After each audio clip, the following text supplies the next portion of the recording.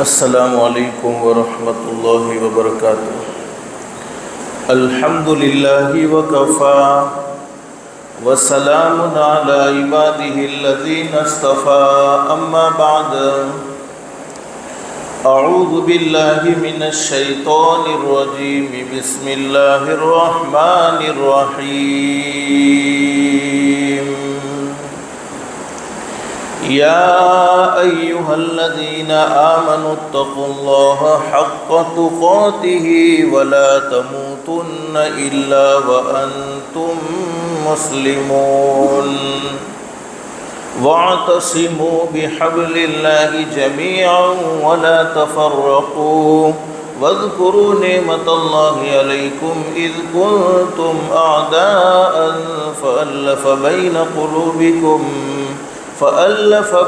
قلوبكم فأصبحتم بنعمته إخوانا،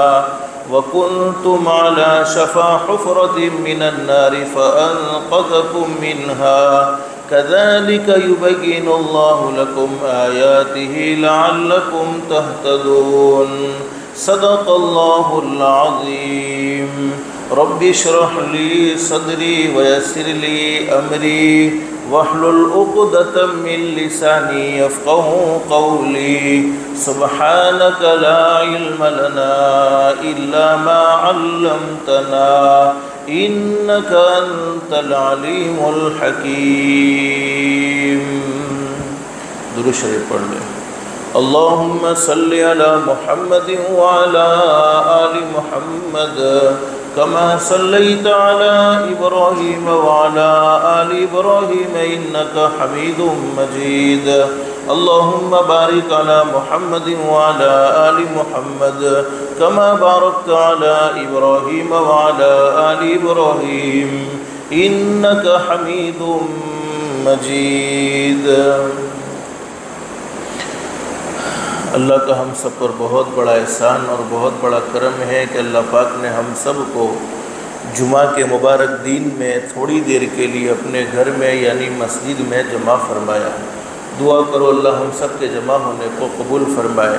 حدیث شریف میں حضرت نبی کریم صلی اللہ علیہ وسلم نے اپنی سچی زبان مبارک سے یہ بات بیان فرمائی ہے، جمعہ کے مبارک دین میں ایک گھڑی ایسی ہوتی ہے، ایک وقت ایسا ہوتا ہے، اس گھڑی میں اس وقت میں کوئی اللہ کا بندہ اپنے پروردگار عالم سے جو بھی سوال کرے، شرط یہ ہے کہ سوال جائز ہونا چاہیے، سوال ناجائز نہیں ہونا چاہیے۔ اللہ پاک اس کے سوال کو ضرور قبول فرماتے ہیں، ضرور منظور فرماتے ہیں، یعنی جمعہ کے مبارک دین میں اللہ سے مانگی جانے والی دعائیں رد نہیں ہوتی، بلکہ اللہ پاک اسے اپنی بارگاہ میں ضرور منظور و مقبول فرماتے ہیں۔ اللہ سے دل سے دعا کر لو، اللہ تو نے اپنے فضل و کرم سے اپنی رحمت سے ہمیں مسجد میں جمع فرمایا، اللہ کے لیے کوئی مشکل نہیں، اللہ سب کو جنت الفردوس میں بھی جمع فرمائے۔ میرے بھائیوں، آج جمعہ کا مبارک دن ہے، مختصر سا وقت ہے، کچھ باتیں ضروری ہیں جو میری بھی ضرورت کی ہیں، آپ کی بھی ضرورت کی ہے، اللہ پاک سے دل سے دعا کر لو، اللہ پاک ہم سب کو سن کر عمل کی توفیق نصیب فرمائے۔ اصل سننا اور سنانا بہت سی مرتبہ ہوتا ہے، نہیں ہوتا تو زندگی میں عمل نہیں ہوتا، اور زندگی بنتی ہے، زندگی سنورتی ہے، عمل سے سنورتی ہے۔ اس وقت دنیا کے جو حالات ہمارے سامنے ہیں، ہم نے اپنی آنکھوں سے حالات دیکھے بھی ہیں، سنے بھی ہیں، کسی سے چھپے ہوئے نہیں ہیں، اور اس کے بیان کرنے کی بھی کوئی ضرورت نہیں ہے۔ جو مسلمانوں پر حالات ہیں اس کو بیان کرنے کی بھی کوئی ضرورت نہیں ہے، لیکن یہ حالات ہم پر پیدا کیوں ہوئے ہیں؟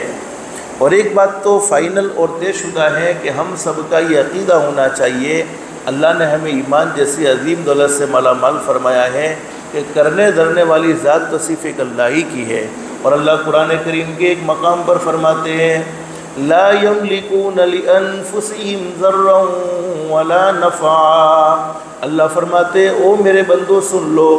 جسے بے نفع دینا چاہوں اللہ رب العالمین جسے نفع دینا چاہے، اللہ رب العالمین فرماتے جسے میں نفع دینا چاہوں، دنیا کی کوئی طاقت مل کر اسے نقصان پہنچانا چاہے نہیں پہنچا سکتی ہے، اور جسے میں نقصان پہنچانا چاہوں دنیا کی کوئی طاقت مل کر اسے نفع دینا چاہے نہیں دے سکتی ہے، اس لیے کہ نفع اور نقصان کا مالک اللہ ہے۔ اسی طریقے سے قرآن کریم کے ایک مقام پر اللہ فرماتے ہیں قُلِ اللَّهُمَّ مَالِكَ الْمُلْكِ تُؤْتِي الْمُلْكَ مَن تَشَاءُ وَتَنزِعُ الْمُلْكَ مِمَّن تَشَاءُ۔ اللہ فرماتے جسے میں مال دینا چاہوں، حکومت دینا چاہوں، میں دینا چاہوں تو دنیا کی کوئی طاقت اسے چھین نہیں سکتی ہے، اور میں چھیننا چاہوں تو دنیا کی کوئی طاقت اسے دے نہیں سکتی ہے۔ آگے اللہ قرآن کریم میں فرماتے وَتُعِزُّ مَن تَشَاءُ وَتُذِلُّ مَن تَشَاءُ، جس کے بارے میں عزت کا فیصلہ کر دوں ساری دنیا کی طاقت مل کر اسے ذلیل کرنا چاہے نہیں کر سکتی ہے، اور جسے میں ذلیل کرنے کا فیصلہ کر دوں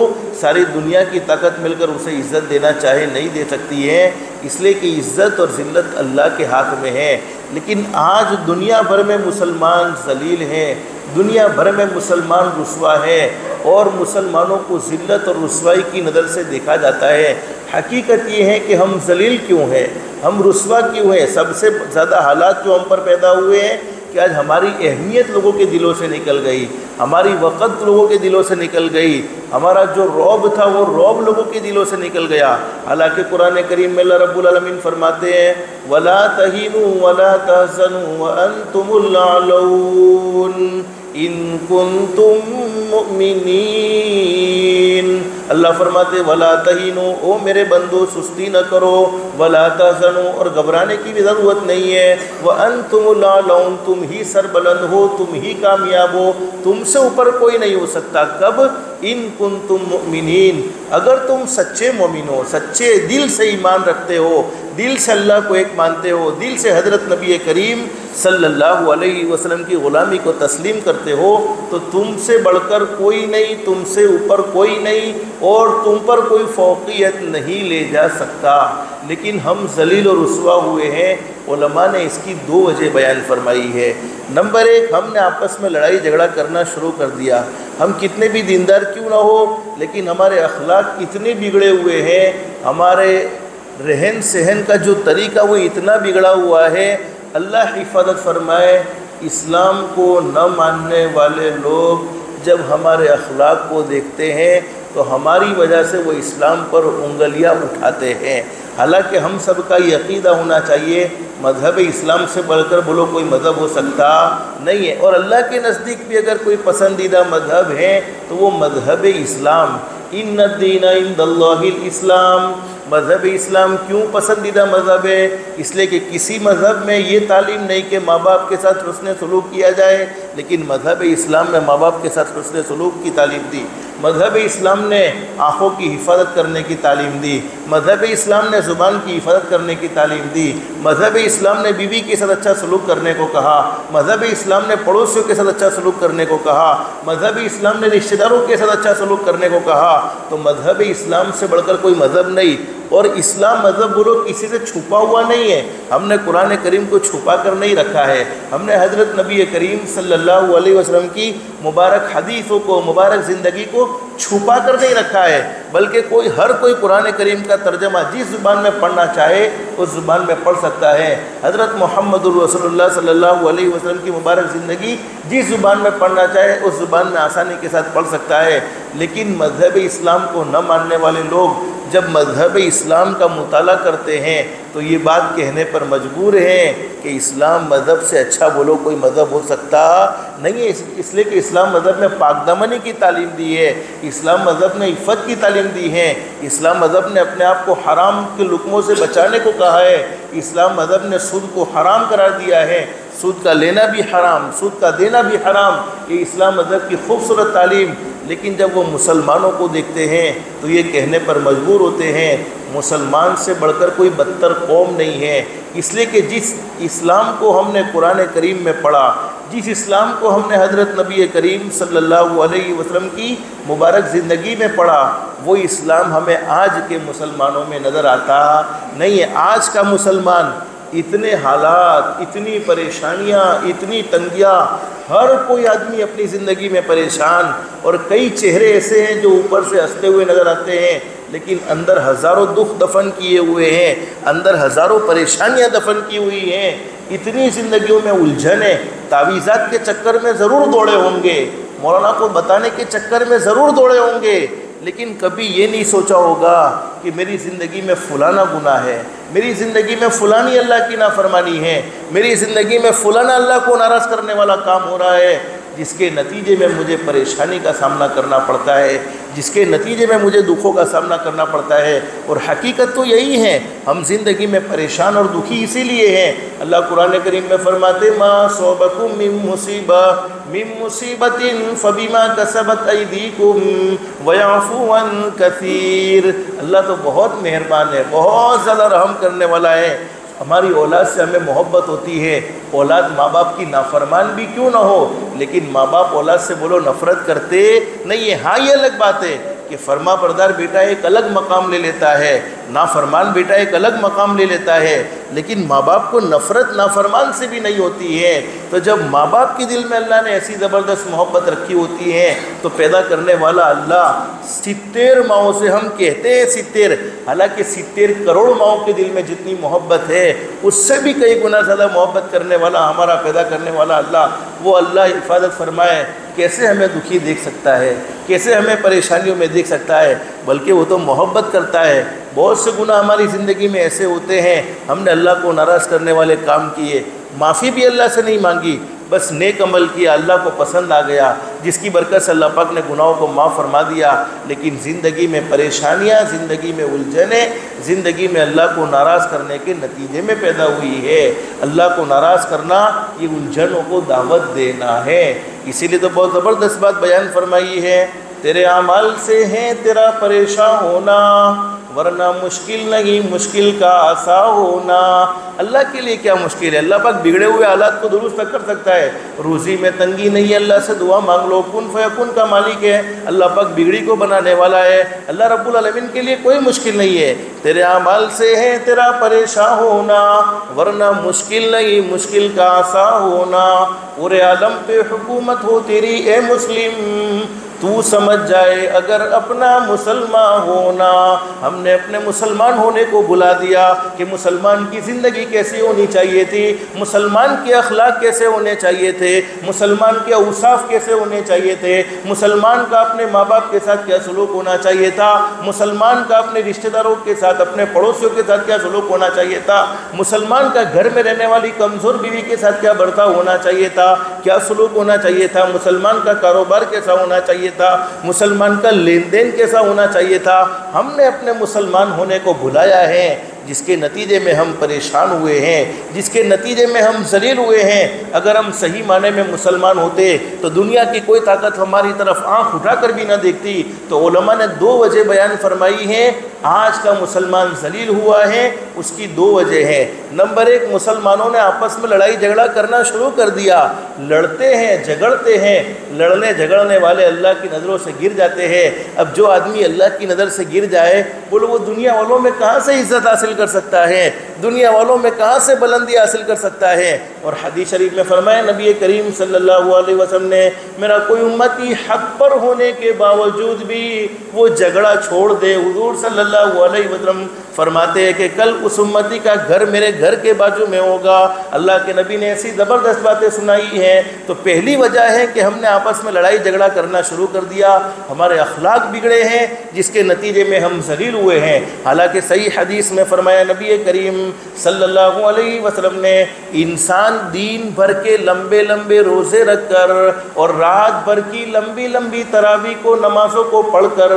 دین بھر کے لمبے لمبے روزے رکھے، رات بھر کی لمبی لمبی نمازوں کو پڑھے، دین بھر کے لمبے لمبے روزے رکھ کر اور رات بھر کی لمبی لمبی نمازوں کو پڑھ کر اتنا اونچا مقام اور مرتبہ حاصل نہیں کر سکتا ہے جتنا کہ اچھے اخلاق سے مقام اور مرتبے کو حاصل کر لیتا ہے۔ اچھے اخلاق کی اللہ کے یہاں بہت قدر و قیمت ہے۔ اور دوسری وجہ علماء نے بیان فرمائی ہے کہ ہم نے اپنے رشتے کو قرآن کریم سے توڑ دیا۔ اب ہم خود اپنا جائزہ لے لے، کئی دن گزر جاتے ہیں، ہمارے ہاتھ میں کب اللہ کا قرآن ہوتا ہے؟ دین بھر میں ہم کتنا اللہ کا قرآن پڑھتے ہیں؟ کیا قرآن کریم کی تلاوت صرف رمضان کے ساتھ خاص تھی؟ کیا قرآن کریم سے لگاؤ صرف رمضان کے ساتھ خاص تھا؟ یہ اللہ کے قرآن کو ہم نے چھوڑا ہے، عمل بھی چھوڑا، تلاوت بھی چھوڑی، جس کے نتیجے میں ہم ذلیل ہوئے ہیں، جس کے نتیجے میں ہم رسوا ہوئے ہیں۔ تو اللہ رب العالمین قرآن کریم کی ان آیتوں میں جو میں نے آپ کے سامنے پڑھی ہیں یہ پیغام دیتے، یا ایھا الذین آمنوا، اے ایمان والو اللہ سے ڈر جاؤ، اتقوا اللہ، اللہ سے ڈرنے کا کیا مطلب ہے؟ حرام کھاتے ہوئے اللہ سے ڈر جاؤ، حرام کماتے ہوئے اللہ سے ڈر جاؤ، سودی لین دین کرتے ہوئے اللہ سے ڈر جاؤ، کسی کے بارے میں بری باتیں پھیلاتے ہوئے اللہ سے ڈر جاؤ، کسی پر الزام، کسی پر تہمت لگاتے ہوئے اللہ سے ڈر جاؤ، ارے کسی کا حق مارتے ہوئے اللہ سے ڈر جاؤ، کسی کو دھوکہ دیتے ہوئے اللہ سے ڈر جاؤ، ماں باپ کے ساتھ برا سلوک کرتے ہوئے اللہ سے ڈر جاؤ، کمزور بیوی پر ظلم کرتے ہوئے اللہ سے ڈر جاؤ، رشتہ داروں کو پریشان کرتے ہوئے اللہ سے ڈر جاؤ، پڑوسیوں کو دکھی کرتے ہوئے اللہ سے ڈر جاؤ، اور کیسا اللہ سے ڈرو؟ حق تقاتی، جیسا کہ اللہ سے ڈرنے کا حق ہے، حقیقی معنی میں تقوی پیدا کرو۔ اور اللہ قرآن کریم میں فرماتے وَلَا تَمُوتُنَّ إِلَّا وَأَنْتُمْ مسلمون، او ایمان والو ایک نہ ایک دن یہ دنیا تمہیں چھوڑ دینی ہوگی، آخرت کا سفر ضرور کرنا ہوگا، اچھے کام کرو گے پھر بھی زندگی گزر جائے گی، برے کام کرو گے پھر بھی زندگی گزر جائے گی، لوگوں کو نفع پہنچاؤ گے پھر بھی زندگی گزر جائے گی، لوگوں کو دکھ دو گے، تکلیف پہنچاؤ گے پھر بھی زندگی گزر جائے گی،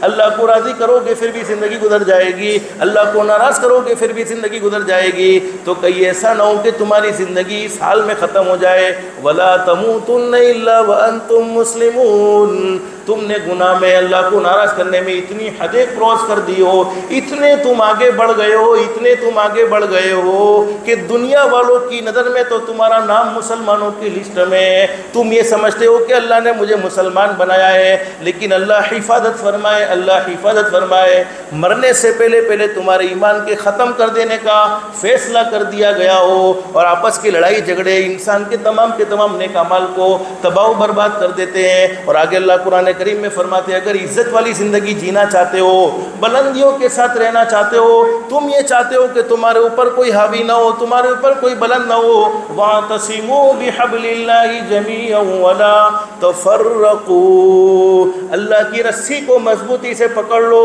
اور تفریق کے یعنی لڑائی جھگڑوں میں زندگی نہ گزارو، آپس میں بٹ کر زندگی نہ گزارو۔ حدیث شریف میں موجود ہے ایک مرتبہ ایک صحابی اللہ کے نبی صلی اللہ علیہ وسلم بیت اللہ کی دیوار سے ٹیک لگا کر بیٹھے ہوئے ہیں، حضور صلی اللہ علیہ وسلم کی آنکھوں میں سے مسلسل آنسو جاری ہے۔ ایک صحابی جن کا نام ہے حضرت سدئی، پورا نام ہے حضرت سدئی بن عجلان الباہلی رضی اللہ تعالیٰ عنہ، حضرت نبی کریم صلی اللہ علیہ وسلم کے پاس آ گئے، پوچھا اللہ کے نبی آپ کو کون سے غم نے پریشان کر دیا ہے، کون سے دکھ نے آپ کو پریشان کر دیا ہے، کون سی تکلیف نے آپ کو دکھی کیا ہے، آپ مسلسل رو رہے ہیں۔ حضور صلی اللہ علیہ وسلم نے فرمایا کہ سدئی بیٹھ، ابھی میرے پاس جبریل امین آئے اور جبریل امین نے مجھے بڑی عجیب بات بتلائی۔ جبریل امین نے فرمایا میرے محبوب آپ کی امت کے بہت سے لوگ ایسے ہوں گے جن کو اللہ نے ماں کی گود سے ایمان دیا ہوگا، کہو الحمدللہ، اللہ نے ہمیں ماں کی گود سے مسلمان بنایا۔ آپ کی امت میں سے بہت سے لوگ ایسے ہوں گے جن کو اللہ نے ماں کی گود سے ایمان دیا ہوگا، لیکن آپس میں لڑائی جھگڑے کرنے کی وجہ سے، قوموں میں بٹنے کی وجہ سے، یہ میاں بھائی، یہ مومن، یہ وورا، یہ میمن، یہ قوموں میں بٹنے کی وجہ سے، آپس میں لڑائی جھگڑوں کرنے کی وجہ سے اللہ رب العالمین کی طرف سے فیصلہ یہ ہوگا موت سے پہلے ان کے ایمان کو چھین لیا جائے گا۔ اللہ ہم سب کی حفاظت فرمائے۔ تو کوشش یہ کرنی چاہیے، اللہ نے ہمیں ماں کی گود سے ایمان دیا ہے، مرتے دم تک ہمارا ایمان سلامت رہ جائے، مرتے دم تک ہمارا ایمان محفوظ رہ جائے۔ تو آج کا پیغام آپس کی لڑائی جھگڑوں کو ختم کرو، کریں گے انشاءاللہ، اور قرآن کریم کو مضبوطی سے پکڑ لو، تلاوت میں بھی مضبوطی سے پکڑو، عمل میں بھی مضبوطی سے پکڑو۔ اگر ہم نے اللہ کے قرآن کو مضبوطی سے پکڑ لیا ہے اور آپس کی لڑائی جھگڑوں کو ختم کر دیا ہے تو اللہ کی ذات علی سے امید ہے ہم سے بڑا بولو عزت والا کوئی ہو سکتا نہیں ہے۔ بس اللہ سے دل سے دعا کر لو، اللہ ہم سب کو پانچوں وقت کی نماز کا بھی اہتمام کی توفیق نصیب فرمائے، ہماری دنیا بھی بہتر سے بہتر بنائے، آخرت بھی بہتر سے بہتر بنائے۔ جمعہ کا مبارک دن ہمارے نبی حضرت محمد رسول اللہ صلی اللہ علیہ وسلم کے احسانات ہم پر اتنے ہیں کہ ان کو گننا چاہے تو گن نہ سکے، شمار کرنا چاہے تو شمار نہ کر سکے۔ جتنا بھی ہو سکے حضرت نبی کریم صلی اللہ علیہ وسلم کی ذات گرامی پر درود شریف پڑھنے کا بھی خاص طور پر اہتمام کریں گے۔ اللہ پاک ہم سب کو کثرت سے درود پاک کا اہتمام کی توفیق نصیب فرمائے۔ اللہ پاک ہم سب کو کہنے سننے سے زیادہ اخلاص، استخلاص اور استقامت کے ساتھ عمل کی توفیق نصیب فرمائے۔ آمین یا رب العالمین۔ وآخر دعوانا ان الحمد للہ رب العالمین۔ استغفر اللہ الذی لا الہ الا هو